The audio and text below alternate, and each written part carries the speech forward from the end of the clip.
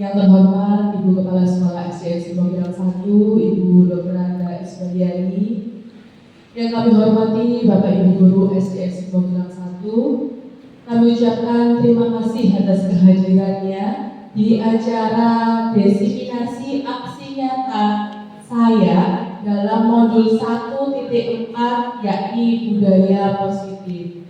Mohon izin saya berdiri di depan ini bukan karena saya lebih bisa dari panjenengan boten, namun di sini saya hanya berusaha membagi atau berbagi praktik baik yang pernah saya dapatkan dalam pendidikan guru penggerak angkatan 9. Pada kesempatan hari ini saya akan memaparkan terkait budaya positif yang ada di modul 1.4. Selanjutnya, yang pertama terkait perubahan paradigma belajar. Di mana yang pertama perubahan paradigma belajar adalah dari pembelajaran yang teacher center berubah ke student center learning. Artinya Bapak Ibu, dulu pembelajaran adalah berpusat pada guru. Guru adalah satu-satunya sumber belajar. Guru adalah satu-satunya gudang ilmu. Siswa harus memperhatikan guru dan gurunya lebih aktif. Betul Bapak Ibu ya, itu seperti itu. Namun seiring berkembangnya zaman, maka berubahlah dari teacher center menjadi student center atau berpusat pada siswa. Di mana hal ini untuk membangun siswa supaya siswa lebih aktif dalam pembelajaran. Kalau siswa lebih aktif dalam pembelajaran, berarti gurunya sebagai apa ya Bapak Ibu ya? Sebagai fasilitator, pendamping anak-anak saja. Sehingga anak didik kita dapat mengkonstruksikan pengetahuan yang mereka miliki. Akhirnya menjadi pembelajaran yang bermakna. Itu yang diharapkan pemerintah untuk paradigma belajar yang baru. Yang kedua, inovasi yang dilakukan biasanya dilakukan dengan memperhatikan 3 alasan penting, yaitu efisien, efektif, dan kenyamanan. Efisien artinya guru dapat memanfaatkan waktu sebaik-baik mungkin untuk mengajar siswanya. Efektif artinya tepat guna dalam penggunaan model pembelajaran, media pembelajaran yang tentunya tadi berpusat pada siswa. Dan yang ketiga adalah kenyamanan, menciptakan lingkungan belajar dan sekolah yang nyaman untuk peserta didiknya. Berikutnya adalah memerlukan inovasi-inovasi yang sesuai dengan kemajuan iptek tanpa mengabaikan nilai-nilai kemanusiaan. Seiring perkembangan zaman, jadi kita pun juga harus melakukan pembelajaran sesuai dengan perkembangan zaman. Zamannya sekarang apa Bapak Ibu? Iptek ya, digitalisasi. Maka perkembangan pembelajaran kita pun juga jangan stagnan hanya menggunakan papan tulis dan kertas. Namun harus sesekali kita sentuh dengan yang namanya iptek, ilmu pengetahuan dan teknologi. Selanjutnya, penilaian harus memiliki bentuk yang lebih realistik, nyata, dan holistik menyeluruh.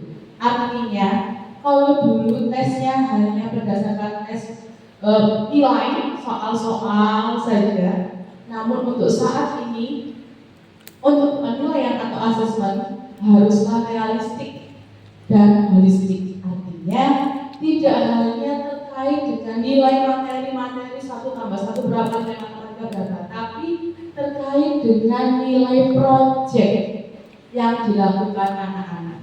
Jadi tidak hanya akademiknya saja, namun juga ada 3 aspek ya Bapak Ibu ya: pengetahuan, keterampilan, dan sikap. Ada 3, sehingga makanya paradigma belajar yang baru penilaiannya harus berbentuk realistik dan holistik. Dan yang terakhir adalah memfokuskan pada kegiatan pembelajaran yang menuntut motivasi siswa, self motivasi, dan pengaturan diri sendiri. Artinya pembelajaran harus memunculkan motivasi internal dalam diri siswa. Bukanlah motivasi eksternal, tapi motivasi dalam diri siswa bagaimana caranya bisa dimunculkan supaya mereka lebih bertanggung jawab. Bagaimana caranya? Setelah ini akan saya sampaikan dalam budaya positif, yang mana terkait dalam budaya positif ada beberapa teori-teori dan konsep. Yang pertama ada konsep mengenai disiplin positif. Yang kedua, motivasi perilaku manusia. Yang ketiga, kebutuhan dasar manusia. Yang keempat, 5 posisi kontrol guru. Dan yang keenam, keyakinan kelas. Terakhir adalah segitiga restitusi. Lanjut, disiplin positif. Bapak Ibu sudah berhasil dengan kata-kata disiplin? Pasti yang kita tekankan saat ini selalu anak-anak harus bersikap disiplin. Ya, disiplinnya bagaimana? Betul, bagaimana dia? Sesuai aturan. Wah, betul. Disiplin sesuai aturan. Di sini saya sudah merangkumnya menjadi 3 bagian, di mana disiplin yang pertama adalah bertanggung jawab terhadap apa yang dilakukan berdasarkan tindakan pada nilai-nilai kebajikan universal. Nilai-nilai kebajikan itu nilai-nilai yang baik, Bapak Ibu. Disiplin, tanggung jawab, kemudian hormat, patuh. Nah, itu namanya nilai-nilai kebajikan. Lanjutnya adalah disiplin positif, yakni cara kita mengontrol diri kita dan bagaimana menguasai diri untuk lebih memilih tindakan yang mengacu pada nilai-nilai yang kita hargai. Saling keterkaitan antara yang pertama dan yang kedua. Dan yang terakhir, disiplin positif adalah menciptakan anak-anak yang memiliki disiplin diri sehingga mereka bisa berperilaku dengan mengacu pada nilai-nilai kebajikan universal dan memiliki motivasi intrinsik, ini motivasi dalam dirinya, bukan motivasi ekstrinsik. Artinya mereka disiplin karena dipaksa, itu ekstrinsik. Tapi kalau mereka mengerjakan tugas karena kemauannya dia sendiri, berarti motivasi intrinsik. Selanjutnya, baik, ini adalah aksi nyata disiplin positif yang sudah saya lakukan di kelas 5B. Boleh bukan apa-apa. Yang pertama adalah terkait dengan berbaris sebelum masuk kelas. Ini dimulai setiap pagi. Insya Allah juga kelas-kelas lainnya sudah menerapkan disiplin positif seperti ini. Lanjut kemudian.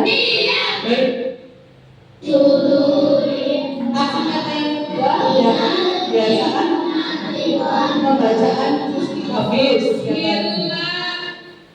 Ya, pembacaan juz 30 setiap pagi. Alhamdulillah sudah menambah juga di kelas-kelas lainnya untuk disiplin positif di SDN Simobilang 1. Selanjutnya kembali tadi, ya. Untuk yang berikutnya adalah disiplin positif terkait kebiasaan potong kuku setiap hari Jumat. Karena kita tahu sunnah yang memotong kuku hari Jumat ya Bapak Ibu ya, sehingga kita bisa menerapkan disiplin positif itu terkait dengan apa Bapak Ibu kalau potong kuku itu berarti nilai kebajikan apa? Kebersihan. Luar biasa sekali. Kebersihan itu yang namanya nilai kebajikan. Kemudian kartu Pancasila. Kartu Pancasila ini setiap anak memiliki kartu Pancasila yang nantinya setiap hari saya selalu tanya, nah hari ini perilaku kalian apa yang sesuai dengan Pancasila? Maka anak-anak akan menuliskan hari ini saya bagaimana sesuai dengan sila keberapa. Keesokan harinya lagi saya rubah, perilaku apa yang hari ini kalian tidak sesuai dengan Pancasila. Secara tidak langsung mempelajari anak bersikap jujur Bapak Ibu. Hari ini saya apa yang saya lakukan dan apa yang seharusnya tidak saya lakukan. Mohon maaf untuk fotonya, saya terlupa untuk menempelkannya. Lanjut kemudian,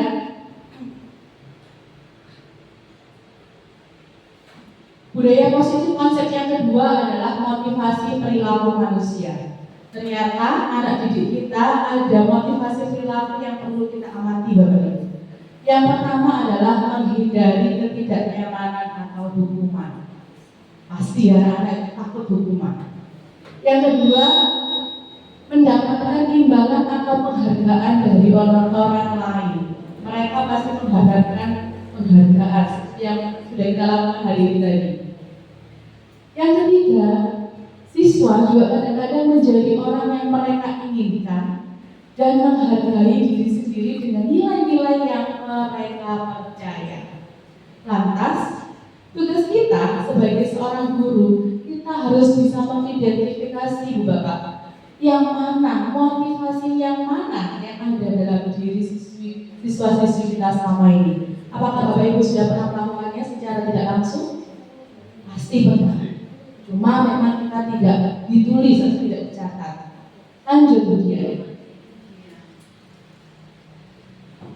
Jika siswa-siswi kita ternyata motivasinya adalah dua itu, menghindari ketidaknyamanan atau hukuman dan mendapatkan imbalan atau penghargaan dari orang lain, maka motivasi yang keluar dalam dirinya adalah motivasi eksternal.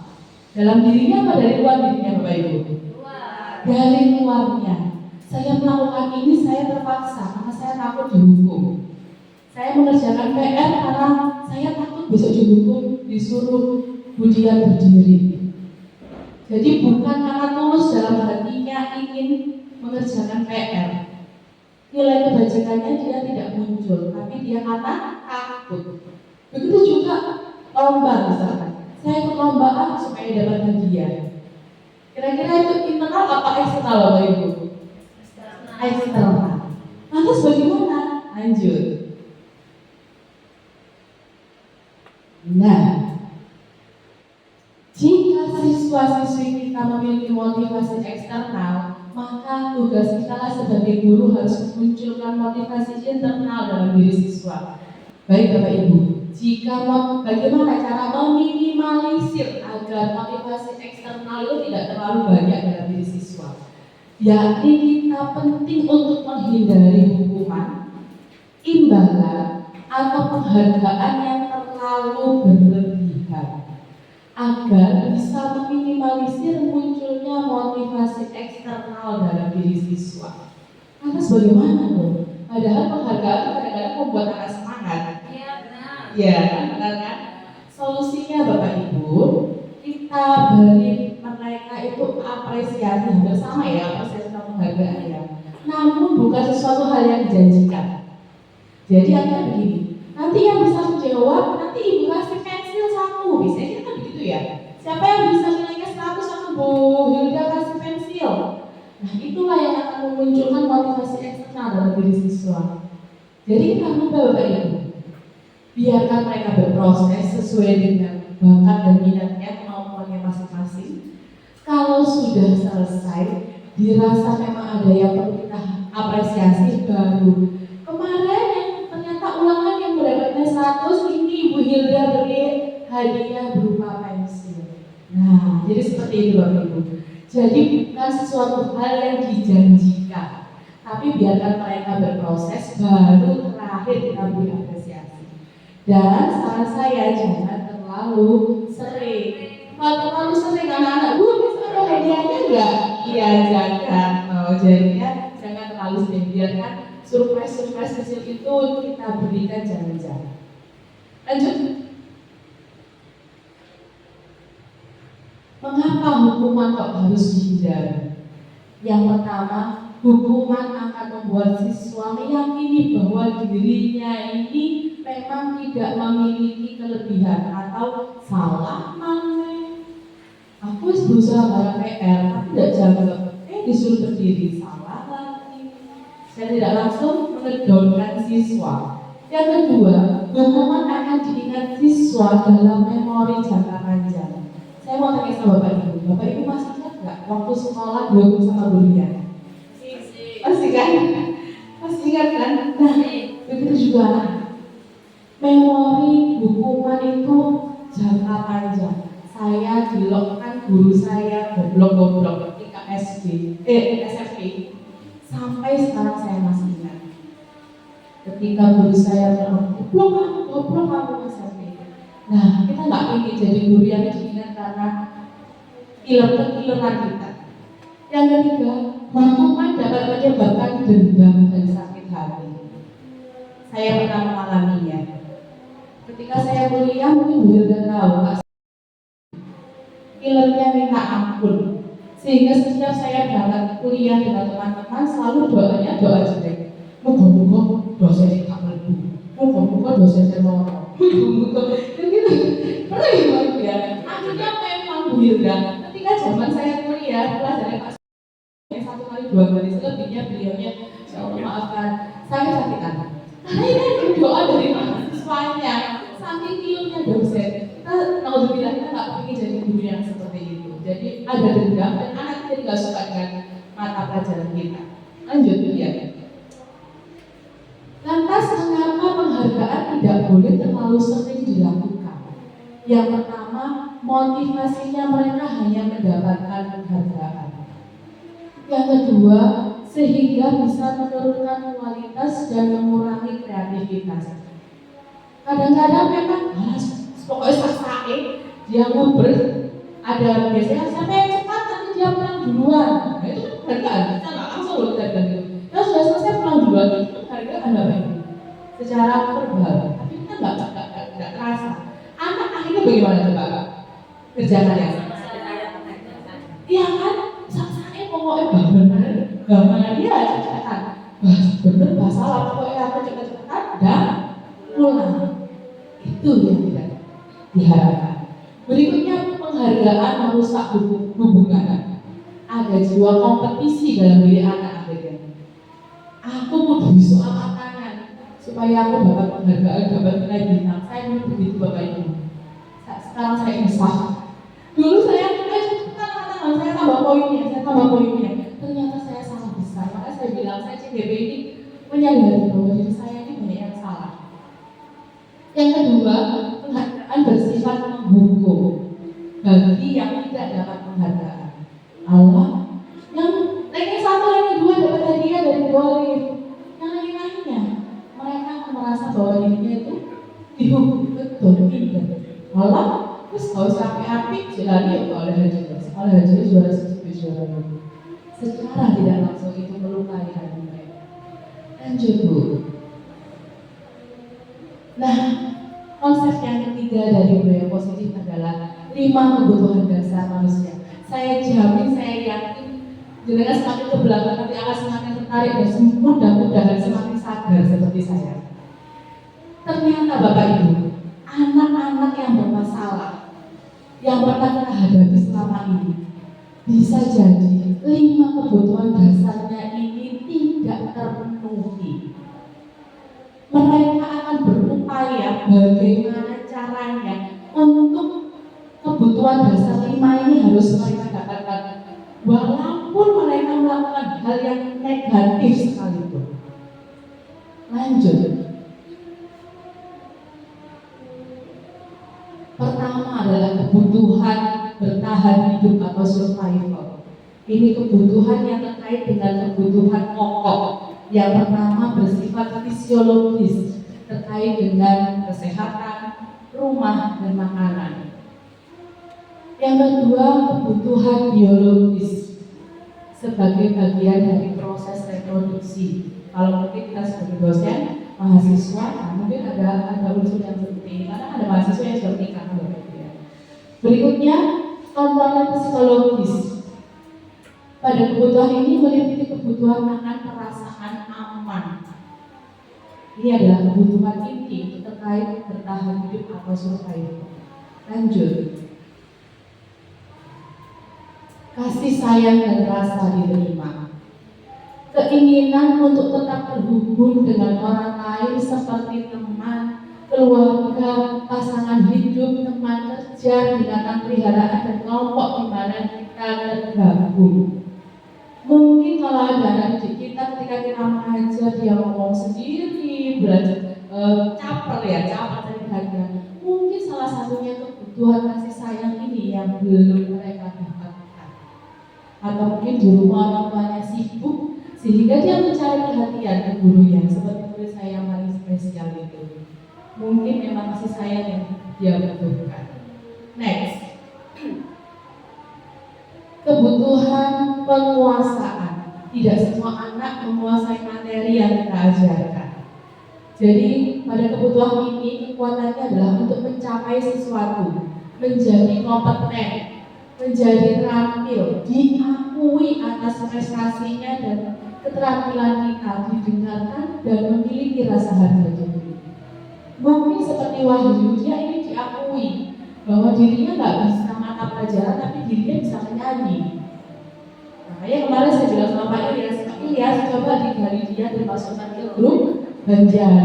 Mungkin dengan begitu kebutuhan penguasaan dia bisa terpenuhi. Next, kebutuhan kebebasan. Anak-anak dengan kebutuhan kebebasan yang tinggi menginginkan pilihan. Mereka perlu banyak bergerak, suka mencoba-coba, tidak terlalu terpengaruh oleh orang lain dan senang mencoba hal-hal baru dan menarik. Mungkin ada bapak ibu yang biasanya muridnya gurunya kantor, muridnya keluar. Ada ya, kelas 1 saya biasanya lihat. Mungkin dia adalah kebutuhan kebebasannya, bosan bapak ibu dalam kelas. Makanya dia pengen keluar.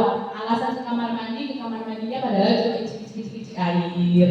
Saya dulu SMA juga gitu, kalau boring pelajaran fisika, Pak Madun, saya izin kamar mandi ya. Di kamar mandi saya nggak ngapa-ngapain, hanya TP-TP aja ke kelas-kelas lain, tempat-tempat pesona. Karena saya merasa saya bosan, jadi saya ingin kebebasan. Mungkin pernah kita rasakan di murid-murid kita. Next, kesenangan, kebutuhan kesenangan, mencari kesenangan, bermain dan tertawa, ingin menikmati apa yang dilakukan, berkonsentrasi tinggi saat mengerjakan hal yang disenangi. Bapak Ibu pernah menemukan pasti kalau pas ngajar matematika si anak ini mereka luas. Tapi ketika jenengan ngajarkan masalah P5, dia semua. Berarti memang dia hobinya nggak senang sama pelajaran matematika, tapi mungkin kesenangannya dia yang berhubungan dengan tidak apa ini ya, bergerak. Olahraga. Pak Yanto tidak masuk sehari aja. Anak-anak protes. Nggak olahraga lagi. Nanti belajar buat Bu. Berarti dia sudah nggak bosan anak mereka berarti senangnya bergerak, belajar di luar kelas. Itu adalah kebutuhan anak-anak. Kita ada contoh ini. Mari kita analisis bersama. Nah, kita mengidentifikasi. Boleh dibantu? Dibacakan aja Dinda seorang anak asli KSD. Begitu tiba di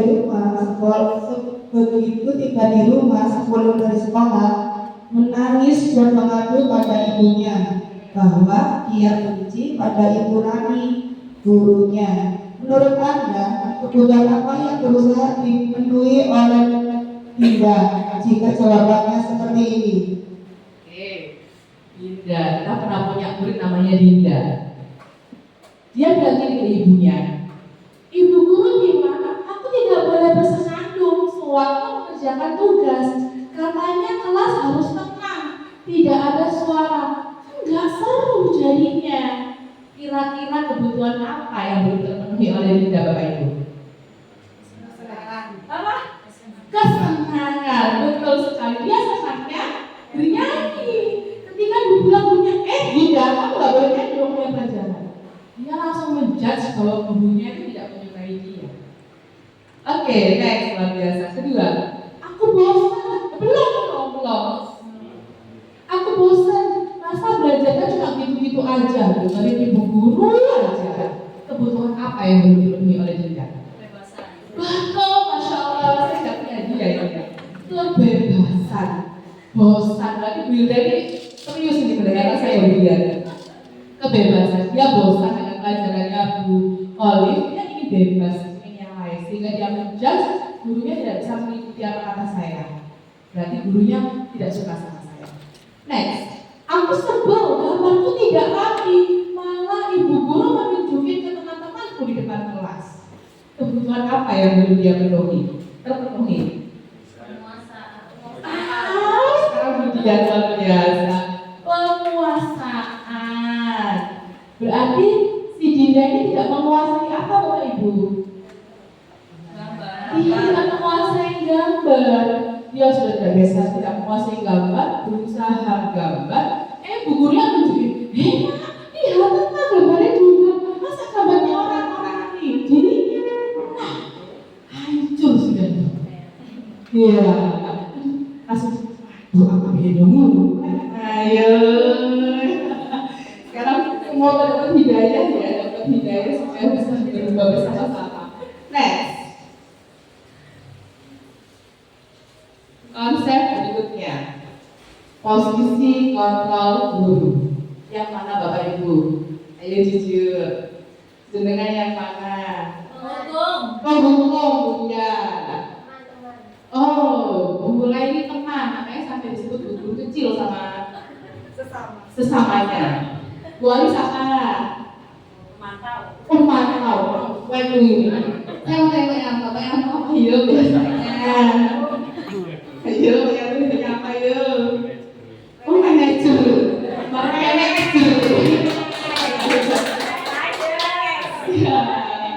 Ya, Bapak Ibu ada 5 posisi kontrol guru. Yang pertama adalah penghukum, kemudian ada pembuat merasa bersalah, yang ketiga pemantau, yang keempat teman, dan yang terakhir adalah manajer. Saya jelaskan satu-satu. Penghukum, guru yang menempatkan posisi penghukum, dia cenderung kalau sukanya marah-marah, nadanya selalu tinggi, matanya melotot, sukanya menunjuk-nunjuk, dan biasanya hukumannya berupa fisik atau verbal. Tidak mengerjakan PR, berdiri di luar, kerjakan di luar, jangan masuk kalau belum selesai. Pernah, saya juga pernah. Ternyata itu adalah tipe penghukum. Apa dampaknya? Dampaknya siswa akan down. Seperti yang hukuman tadi loh. Down, Allah percuma. Ada kan anak-anak lebih baik saya dihukum deh Bu, saya tidak keluar Pak Bu. Dia malah senang keluar. Itu dampaknya. Dan dia akan selalu ingat sama gurunya. Guru ini killer. Aku nggak senang diajar guru ini. Mata pelajaran matematika gurunya kalau pisan. Nah, akhirnya muncul dendam dari siswa itu pada gurunya yang killer tadi. Yang kedua, membuat merasa bersalah. Mungkin jangan pernah mengalami. Ya Allah nak, Bu ibu digarap kok. Kamu lo nggak kasihan lah sama ibuku yang nyekolahan kamu. Ayo. Kamu nggak kasihan lah sama Bu itu tadi jelasan kamu nggak keren itu loh. Pernah? Lupa kan banyak yang pernah.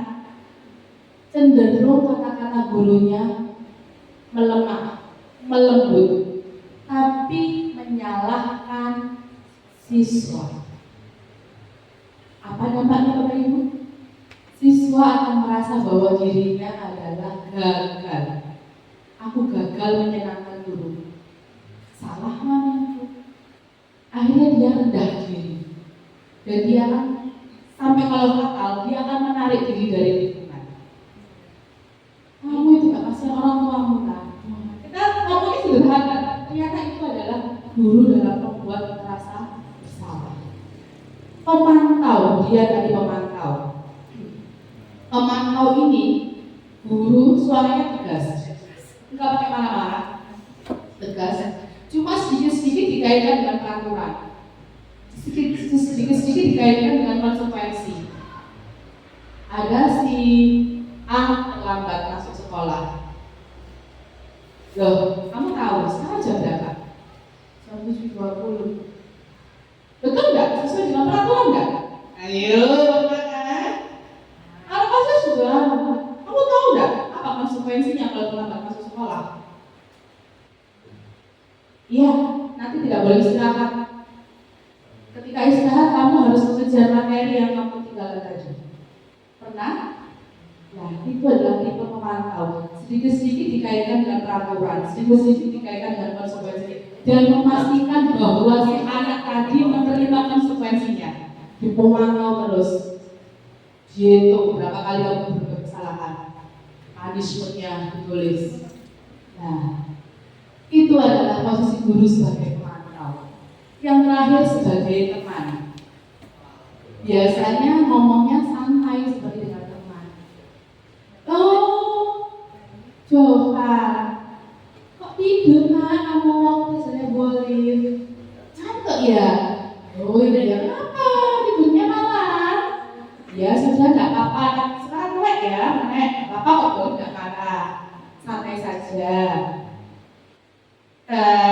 Pernah ya? Ini sering.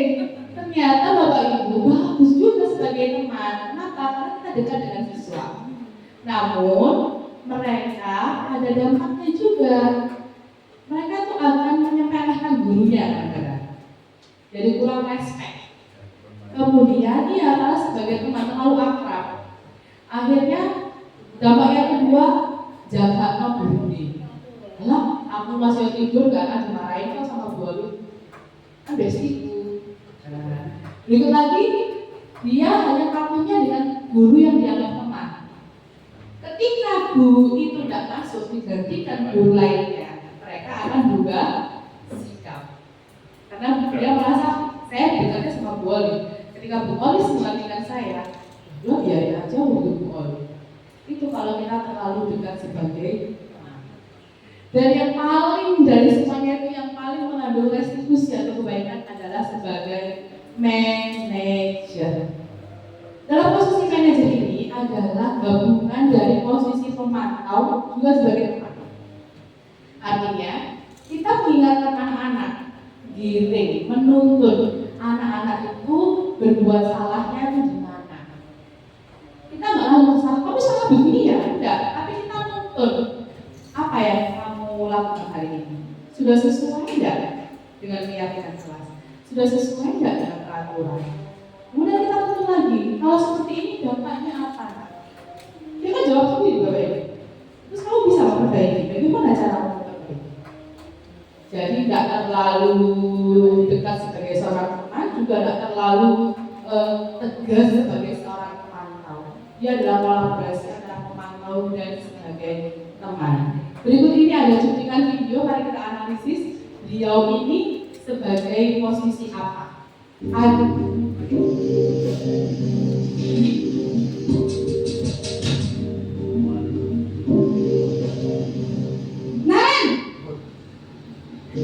sini kamu. Selamat pagi Bu. Selalu terlambat. Kamu deh, pasti terlambat. Maaf Bu. Selamat pagi Bu. Apa? Apa coba? Alasan kamu Maaf, Bu. apa lagi? Saya terlambat. Kapan sih kamu tidak terlambat? Masuknya jam 7, sekarang sudah jam 7.20. Jadi sekarang bagaimana ini Karen? Maaf Bu. Saya lupa alarm saya semalam. Baiklah, menurut Karen, keyakinan sekolah yang mana perlu kamu tingkatkan? Sini kamu. Menghargai diri sendiri dan selamat pagi Bu. Gini aja Bu, gini aja. Yang 20 langsung tanya sana aja. Langsung tanya itu. Bukan. Itu dia.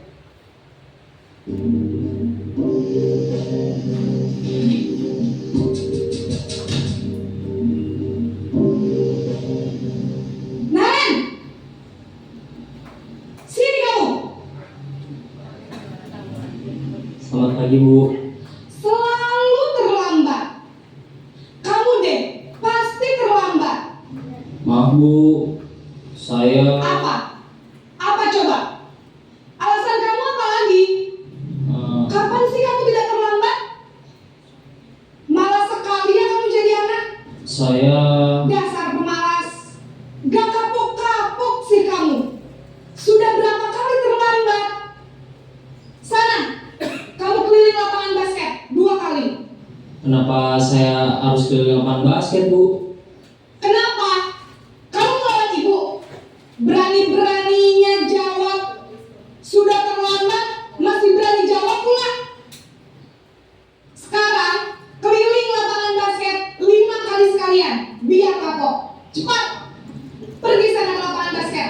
Posisi apa, Bu? Penghukum. Selalu dihukum secara verbal maupun secara fisik. Next, kita bandingkan dengan yang kedua, Bu ya. Oke.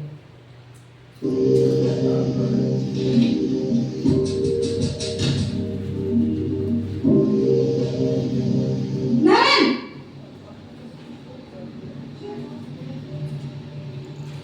Selamat pagi Bu. selamat pagi Naren. Maaf Bu, saya terlambat. Iya, sekolah masuknya jam 7, sekarang sudah jam 7.20. Jadi sekarang bagaimana ini Naren? Maaf Bu, saya lupa setel alarm saya semalam. Baiklah, menurut kamu, keyakinan sekolah yang mana yang perlu kamu tingkatkan? Menghargai diri sendiri dan orang lain mungkin ya Bu. Setuju. Jadi, apakah Naren meyakini prinsip saling menghormati tersebut? Iya Bu, saya meyakininya. Apakah Naren bersedia memperbaiki masalah keterlambatan ini? Bersedia Bu. Bagaimana kamu akan perbaiki masalah keterlambatan ini? Saya akan coba untuk tidak lupa menyetel alarm saya Bu. Baik, kalau Naren lupa menyetel alarm di rumah, ada orang yang kira-kira bisa bantu mengingatkan tidak? Ada Bu, kakak saya, Kak Emma. Ada lagi selain Kak Emma? Selain Kak Emma, ada ibu saya. Baik, jadi yang mengingatkan Naren adalah Kak Emma dan ibu kamu ya? Kira-kira akan mulai setel alarm kapan nih Naren? Setelah pulang sekolah, akan segera saya lakukan. Baik, jadi Naren akan setel alarm untuk bangun besok pagi dan akan diingatkan oleh kakak dan ibu dan Naren ya? Oke. Posisi Ada lagi yang apa ya, mengingatkan Naren? Manager. Apakah bu gurunya menjudge kamu salah apa? Kamu salah ini? Tidak. Tapi bagaimana Bapak Ibu? Menuntut murid untuk mengakui kamu salahnya di mana. Keyakinan Orang lain mungkin ya Bu. keyakinan keras yang mana yang kalian langgar? Siapa yang menentukan konsekuensinya? Apakah gurunya? Kamu nanti harus begini? Tidak. Dirinya sendiri. Tapi dituntut untuk si Naren tadi untuk bisa memperbaiki kesalahannya sendiri. Marah-marah gurunya? Tidak. Tapi itu akan menunjukkan motivasi internal dalam dirinya. Kalau dia mau mencoba lagi, dia akan malu dengan dirinya sendiri. Terkait dengan 5 posisi kontrol guru, yang berikutnya adalah keyakinan sekolah atau kelas merupakan nilai-nilai kebajikan universal yang mudah dipahami dan diingat oleh anak-anak. Jadi tidak perlu terlalu panjang untuk keyakinan kelas. Berikutnya, keyakinan kelas harus dapat menciptakan motivasi intrinsik dalam diri siswa, bukan motivasi ekstrinsik atau eksternal. Kemudian guru berperan untuk mewujudkan keyakinan sekolah atau keyakinan kelas dengan cara diskusi bersama dengan siswa dan disepakati bersama. Keyakinan kelas ini apakah sama Bapak Ibu dengan peraturan?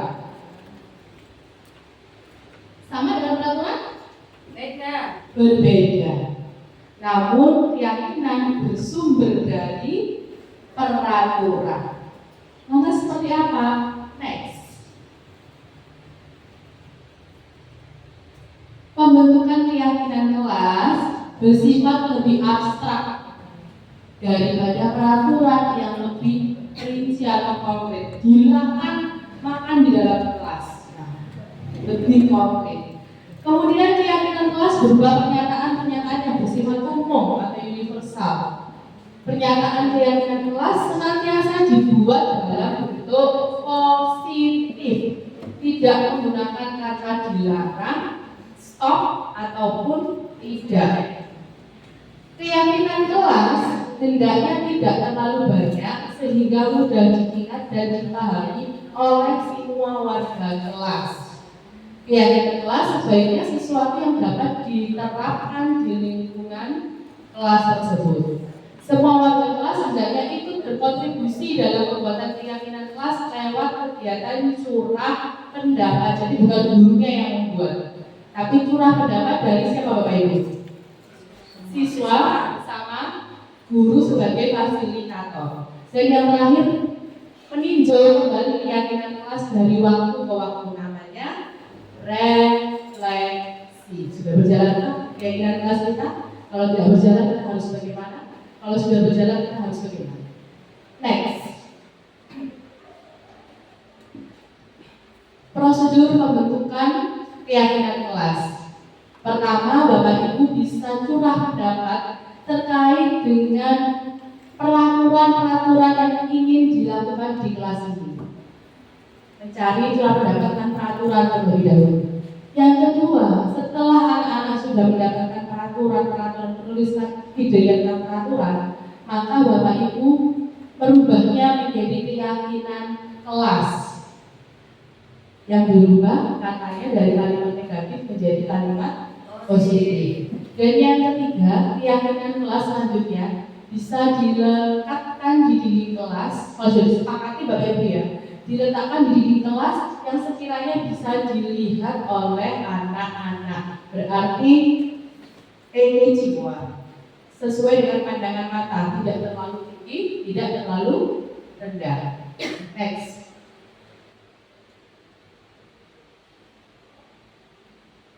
Ya, mempersilakan semua warga kelas harus sudah pendapat, mencatat semua masukan-masukan dari murid, kemudian, nah ini kalimat negatif. Jangan berlari di kelas atau di koridor. Kata jangan itu adalah kalimat negatif.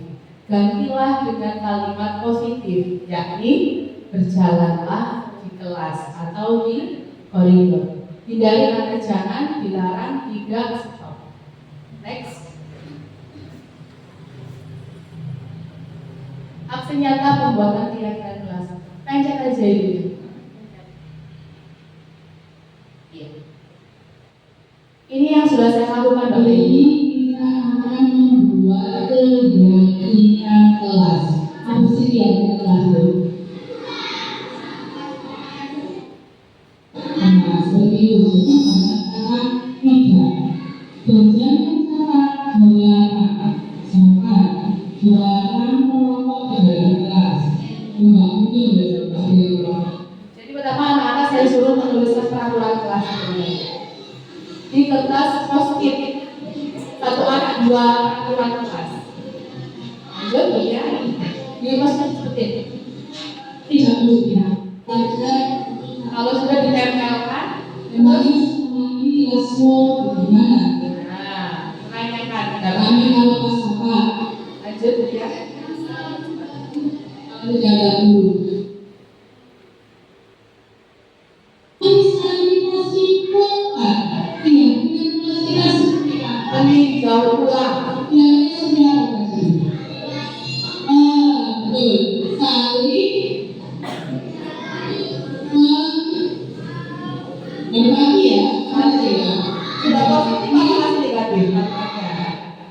Saling menghargai. Sudah positif apa masih negatif? Positif. Ya, langsung kita tinjau ulang langsung berubah menjadi positif. Kemudian agak jauh ya disepakati bersama.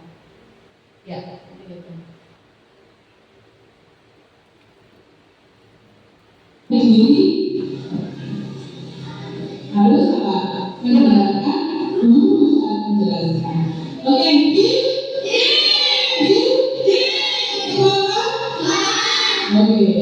Ya kita baru kita sepakati mulai dari sebentar. Tepuk tangan. Kembali, geser lagi. Ini, setelah kita buat kesepakatan dengan siswa, alangkah baiknya kita buat poster keyakinan kelas. Boleh cetak, boleh dibuat manual seperti itu, terserah. Pokoknya ditempelkan di kelas yang bisa dijangkau anak-anak. Next.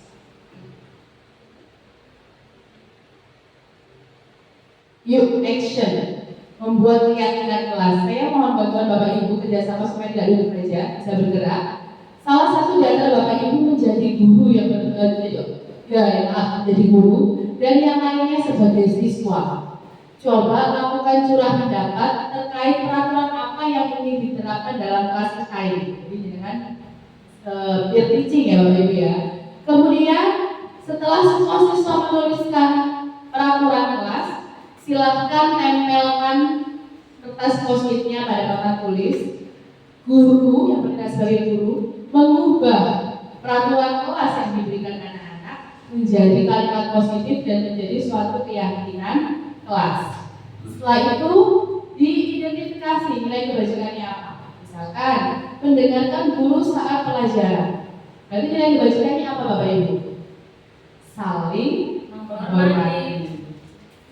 Menjaga kebersihan sekolah. Menjaga kebersihan kelas. Berarti nilai kebajikan apa yang kita minta? Kebersihan. Identifikasi seperti itu. Kemudian ditinjau ulang lagi oleh gurunya dan disepakati bersama. Kalau sudah disepakati bersama, guru kemudian akan menempelkan atau membuat keyakinan kelas sebagai poster seperti tadi. Siap ya? Kita action ya? Oke, siapa yang mau jadi guru nih? Ya. Oke, Bu Dian. Silakan Bu Dian. Saya silakan sepenuhnya kepada Bu Dian.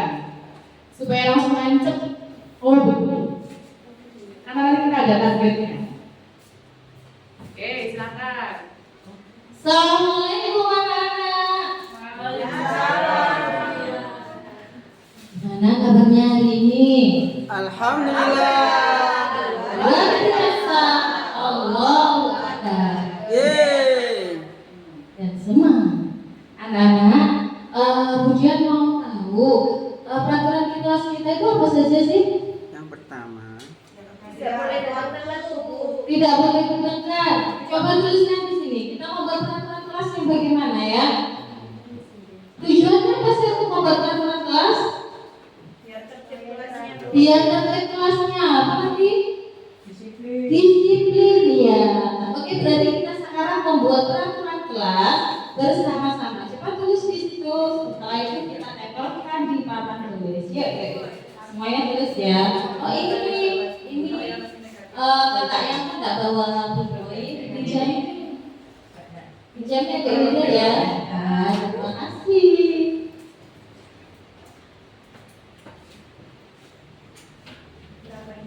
Satu saja kita tempel. Setelah itu kita gabungkan, kita baca semua peraturan yang diinginkan oleh teman-teman di kelas kita. Sudah? Ayo cepat-cepat. Ayo kita taruh di papan tulis. Yang sudah langsung taruh papan tulis. Iya, kakak Fari dari duluan. Ayo maju-maju, janganlah malu-malu. Aku sudah tahu. apa jawabanmu? Kau putri malu ya. Enggak ya. Kelas 2 ini anaknya hebat-hebat, berani-berani. Oke, kita baca satu-satu ya. Yang pertama, buang sampah makanan di tempat sampah luar.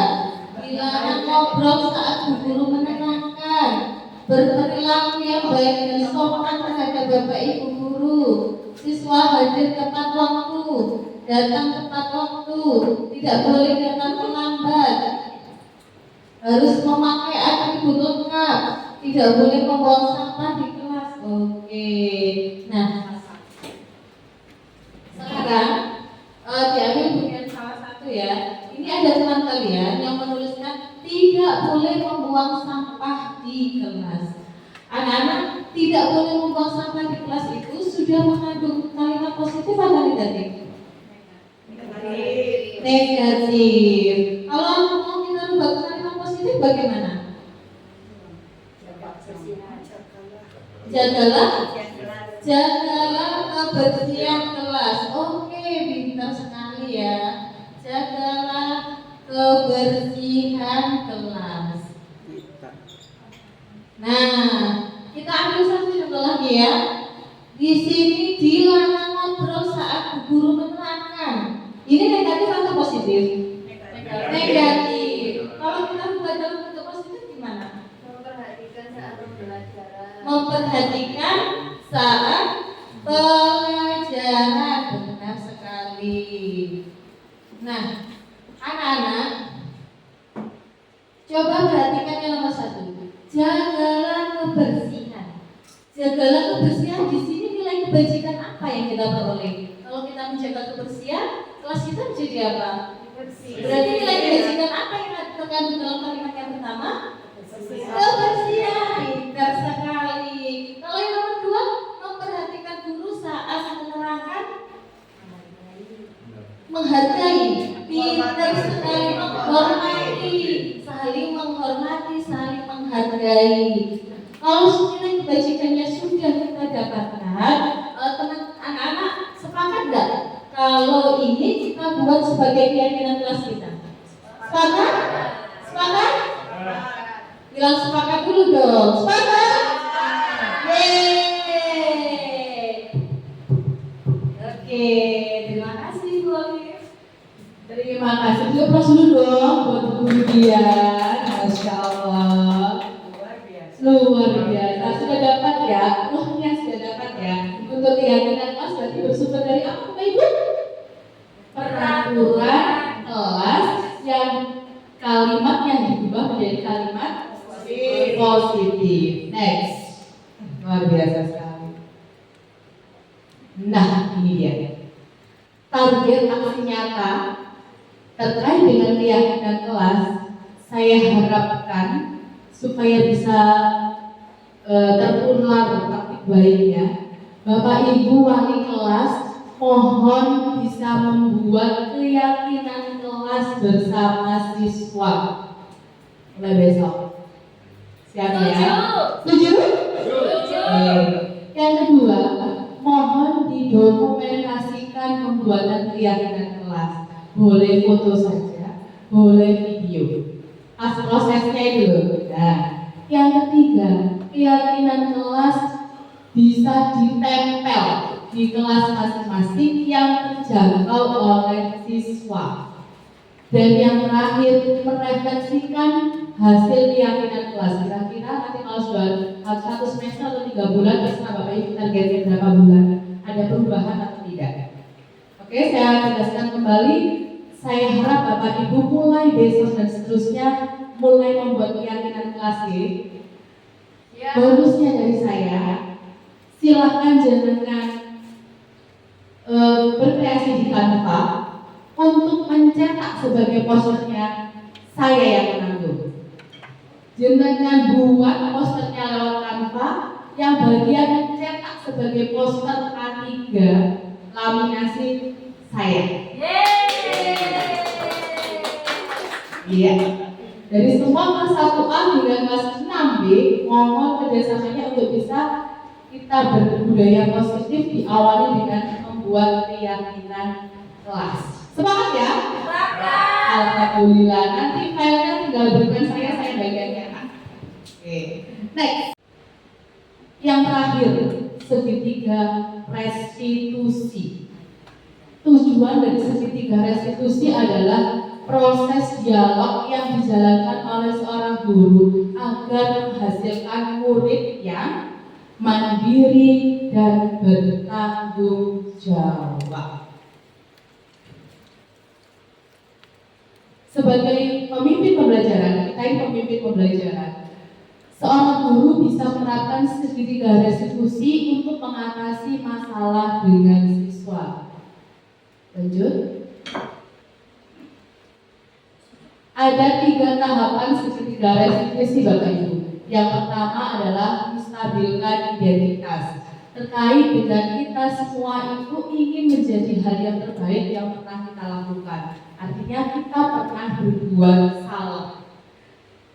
Diperkuat dengan tahap yang kedua, validasi tindakan yang salah. Artinya semua perilaku yang kita lakukan pasti kita punya alasan. Begitu juga anak didik kita. Yang ketiga, menanyakan keyakinan. Kita semua pastinya memiliki motivasi internal. Gak kepingin kok jadi orang seperti itu. Sebenarnya saya kepingin seperti ini, begitu kan? Tapi kenapa kok saya selalu melanggar peraturan? Kenapa kok dia selalu melanggar peraturan? Kembali lagi ke tadi, karena ada kebutuhan dasarnya yang belum terpenuhi. Siapa tugasnya? Kita tugasnya sebagai seorang. Next. Aksi nyata Mas Devi, apa sih? Kalau pas pelajarannya baru kok ngomong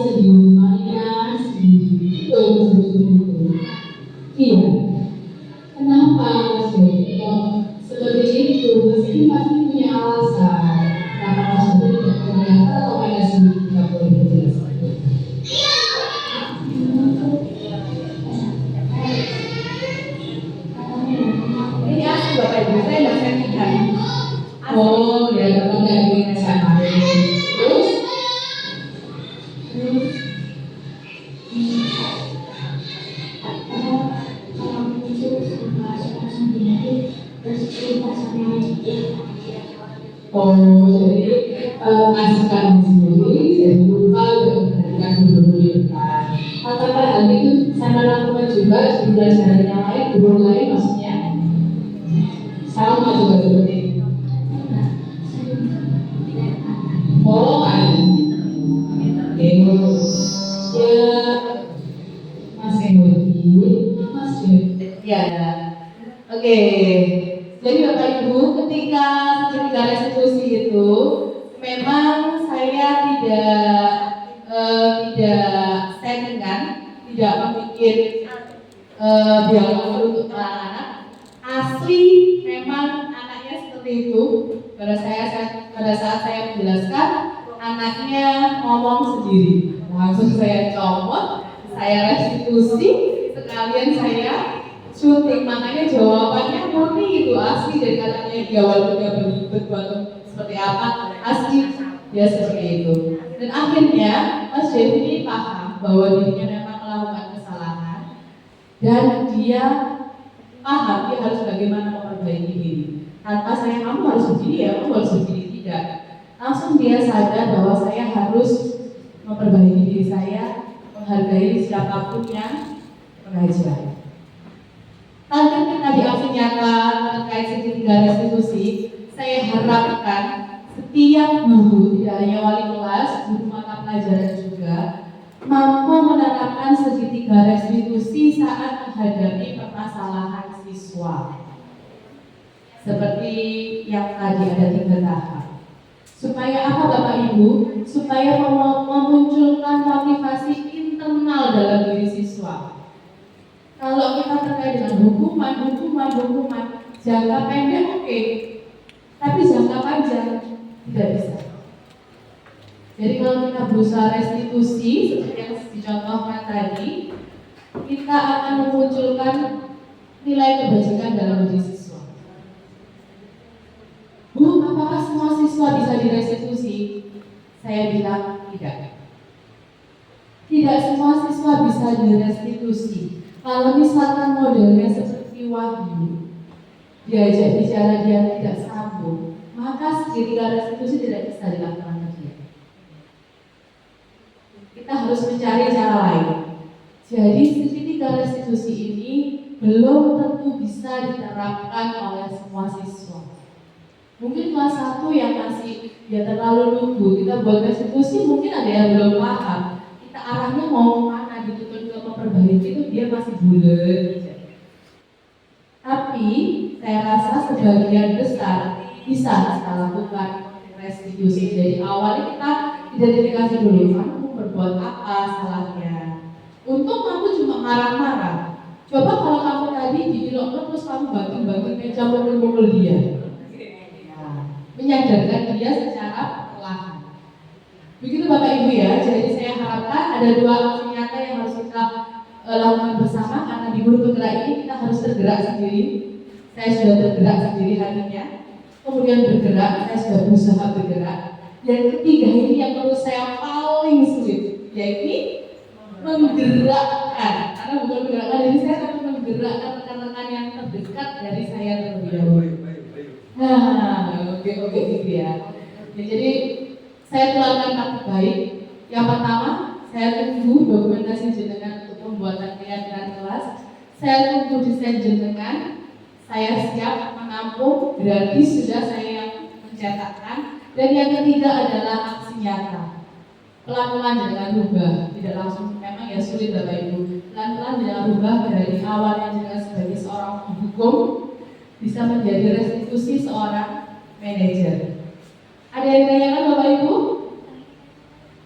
Iya, tak bagus. Untuk peraturan keyakinan kelas itu kan berawal dari peraturan yang mereka tulis sendiri ya, ya. Lalu ada sebenarnya yang keyakinan yang kita ingin, ya. Tapi ternyata yang ditempel itu nggak ada. Ya. Jadi caranya supaya mereka masa nyebar positif lagi atau gimana? Oh, ya gitu. Oke deh. Luar biasa sekali. Jadi ada keyakinan kelas yang sebenarnya kita inginkan, tapi kok nggak ada pendapatnya anak-anak. Bagaimana dong? Apakah kita harus sebar positif lagi? Tidak perlu bolis. Jadi kita bisa santai aja. Seperti saya kemarin belum ada yang terkait dengan 5S. Sopan, salam, santun. Nah, belum ada. Anak-anak nggak kesentuh di situ.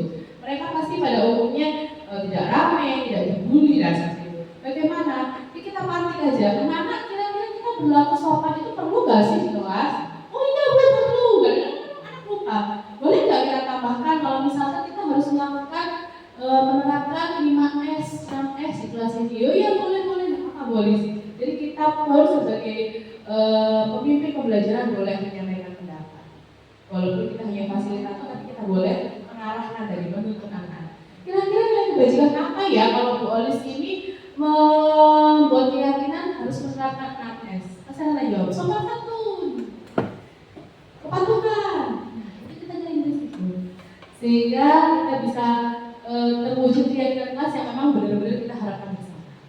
Begitu Bu Olis. Cukup? Ada lagi? Oke, luar biasa sekali.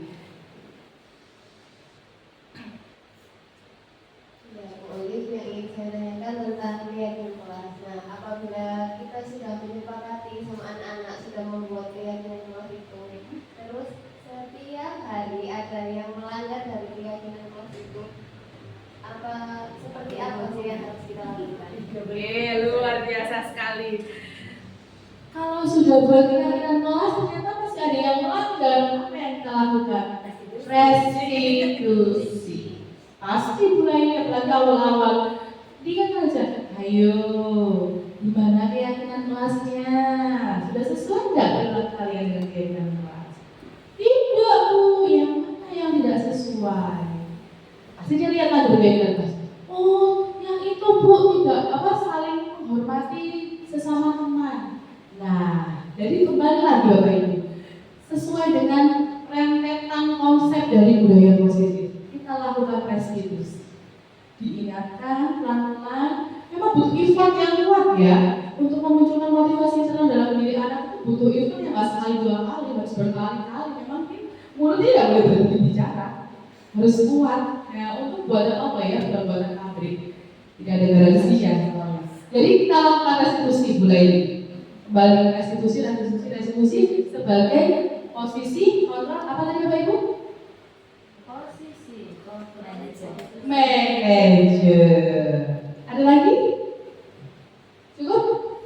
Alhamdulillahirrahmanirrahim. Semoga dengan pemaparan yang saya berikan terkait budaya positif yang banyak ini, semoga dapat membentuk hati kita semua untuk sama-sama memperbaiki diri. Guru bergerak. Iya, semoga bisa membentuk hati panjenengan semua untuk berubah menjadi guru yang lebih baik. Jangan lupa aksi nyatanya. Siap. Oke, sekian dari saya. Terus kurang lebih saya mohon maaf yang sebesar-besarnya. Wassalamualaikum warahmatullahi wabarakatuh. Salam guru bergerak, bergerak, dan menggerakkan. Terima kasih. Ini kita akan membuat keyakinan kelas. Apa sih keyakinan kelas itu? Apa?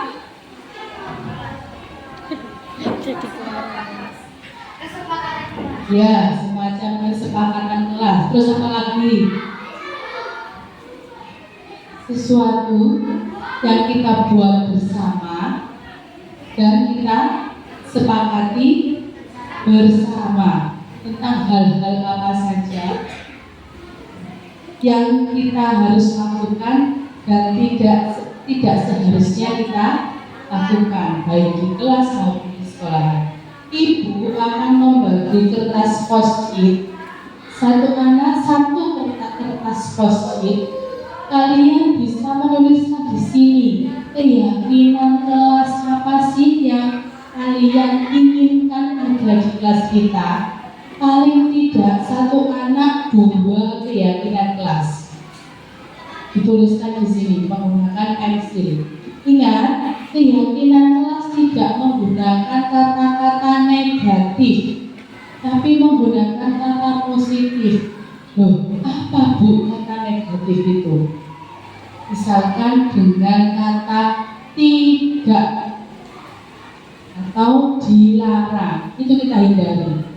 Jadi jangan menuliskan kata tidak boleh membuli teman misalnya itu. Jangan pakai kata negatif, jangan pakai kata tidak. Ya apa gantinya?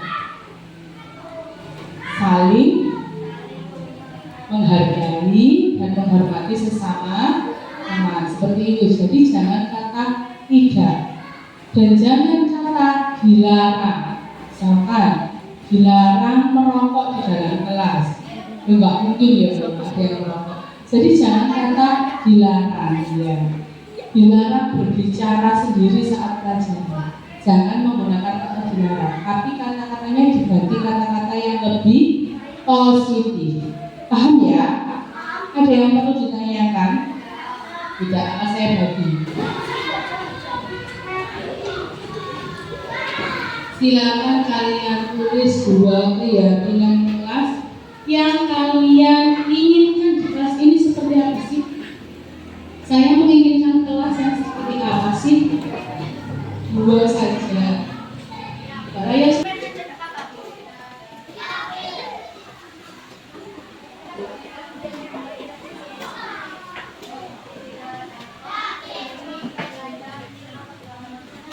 tidak perlu diberi nama ya. Tidak usah diberi nama, tidak apa-apa. Kalau sudah,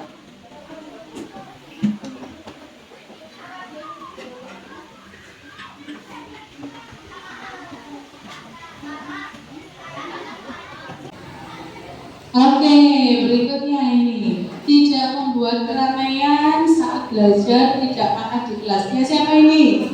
Oh, Devin. Sini Devin. Coba dibaca Devin. Tidak membuat keramaian saat belajar dan tidak makan di kelas. Memangnya selama ini kelasmu bagaimana? Rame kalau pas apa?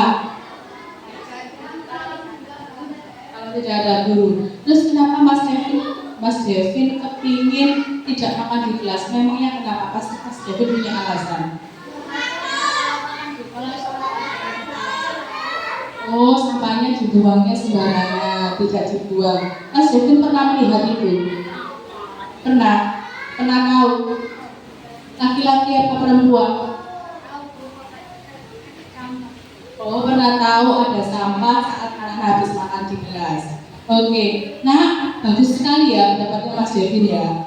Bagus sekali ya, coba beri tepuk tangan dulu ke Mas Devin. Cuman ada yang kurang dari kata-katanya Mas Devin. Apa ya tadi? Ada kata negatif yaitu tidak apa tadi Mas Devin? Tidak membuat keramaian di kelas. Harusnya bagaimana? Nah, saling menghormati. Tidak membuat keramaian di kelas. Harusnya? Ayo, harusnya? Harusnya bagaimana? Apa? Bersikap tertib. Ya, bersikap tertib di kelas ada ataupun tidak ada guru. Seperti itu ya. Oke, terima kasih Mas Devin. Dari harapan curah pendapat kalian tentang apa yang kita inginkan, mari sekarang kita simpulkan keyakinan kelas kita seperti apa. Kira-kira seperti apa tadi? Betul. Saling menghormati ya, sama saya. Menghormati sesama teman dan siapa? Dan guru. Sampai tidak mendengarkan boleh menjelaskan, berarti sampai tidak menghormati saya. Ya. Oke. Yang kedua berarti apa tadi? Betul. Saling menolong. Saling menolong dalam hal positif ya. Kalau aku nggak bisa kerjakan soal nomor sekian, ya bisa tolong. Soal keyakinan kelas saya harus saling tolong menolong. Betul? Tidak. Jadi menolong dalam hal yang positif.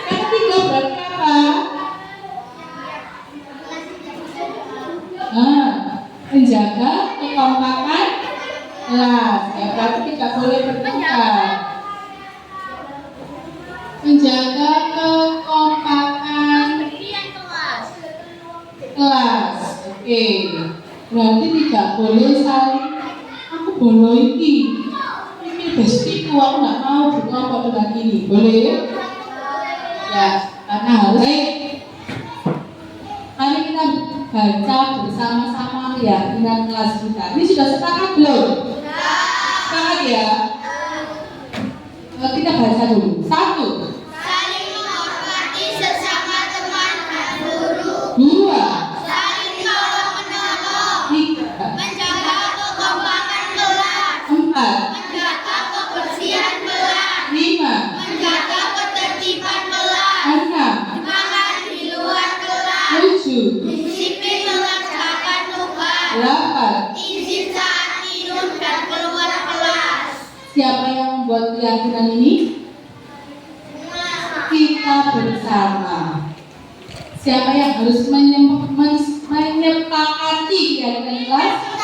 Kita bersama. Siapa yang harus taat dengan keyakinan kelas?